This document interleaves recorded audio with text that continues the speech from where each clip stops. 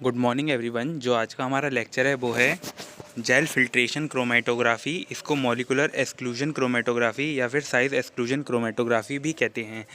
इस क्रोमेटोग्राफी का जो प्रिंसिपल है वो है, इस क्रोमेटोग्राफी में हम मॉलिक्यूल्स को सेपरेट करते हैं on the basis of size. ठीक है, अब देखिए यहाँ पे लिखा है, ये जो कॉलम है यानी कि ये जो ब्लैक कलर का है ये हमारा कॉलम है। ये जो कॉलम होता है इसके अंदर क्या भरा होता है, पोरस बीड्स भरे होते हैं। और ये जो बीड्स होते हैं ये डेक्स्ट्रन, एगरोस और या फिर पॉलीएक्रिलामाइड के बने हो सकते हैं।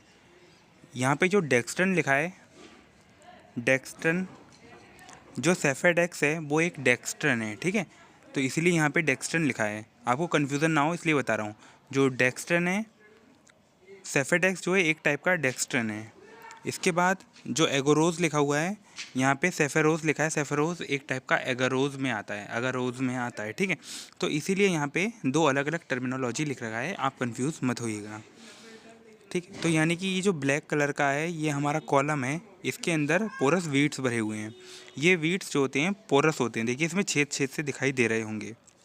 जो छोटे मॉलिक्यूल होते हैं, ये जो छोटी प्रोटीन्स होती हैं वो इस वीड्स के अंदर अंदर जाती हैं, ऐसे ऐसे करके इसके अंदर घूमती हैं, फिर ये जो नीचे से निकलती हैं। ठीक है, यहाँ से जाती हैं और ये धीरे धीरे पास होके नीचे से निकलती हैं। ठीक, जो प्रोटीन छोटी होती है वो इन छेदों में से जाती है तो उसे टाइम लगता है नीचे तक आने में। लेकिन जो बड़ी प्रोटीन होती हैं वो इन छेदों से नहीं पार हो पाती, इन पोर्स से पास नहीं हो पाती, वो डायरेक्ट नीचे आती हैं, डायरेक्ट। यानी कि तो इसका मतलब क्या हुआ, जो लार्ज मॉलिक्यूल हैं can not enter in the pore, travel fast करते हैं, और वो ये जो नीचे पीक दिख रही है यहाँ से इल्यूट फर्स्ट होते हैं, उनका इल्यूशन पहले होता है। और जो स्मॉल मॉलिक्यूल हैं वो इन पोर में घुस जाते हैं और वो धीरे धीरे ट्रैवल करते हुए नीचे आते हैं। तो ये जो इल्यूट होते हैं स्मॉल मॉलिक्यूल, ये थोड़े लेट होते हैं। तो इसका हम एग्जांपल देखते हैं। हमने एक प्रोटीन का मिक्सचर लिया है जिसके अंदर 65 डाल्टन, 18 डाल्टन, 25 डाल्टन और 78 डाल्टन की प्रोटीन ली है।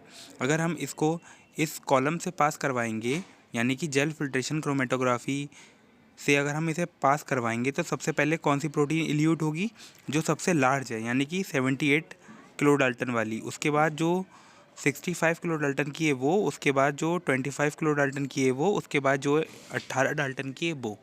जो 18 डाल्टन की है सबसे छोटी प्रोटीन है, इसलिए वो सबसे लास्ट में इल्यूट होगी, क्योंकि वो इन पोर से होती सबसे लेट में इल्यूट होगी। इल्यूट होने का मतलब नीचे से निकलेगी। ठीक है, और जो 78 किलो डाल्टन की वो सबसे पहले इल्यूट होगी, क्योंकि वो किसी पोर में नहीं जाएगी, वो बहुत बड़ी प्रोटीन है, तो वो सबसे पहले वही इल्यूट हो जाती है। ठीक है, ये था हमारा gel filtration chromatography, molecular exclusion chromatography. इसमें जितने इंपॉर्टेंट पॉइंट थे मैंने आपको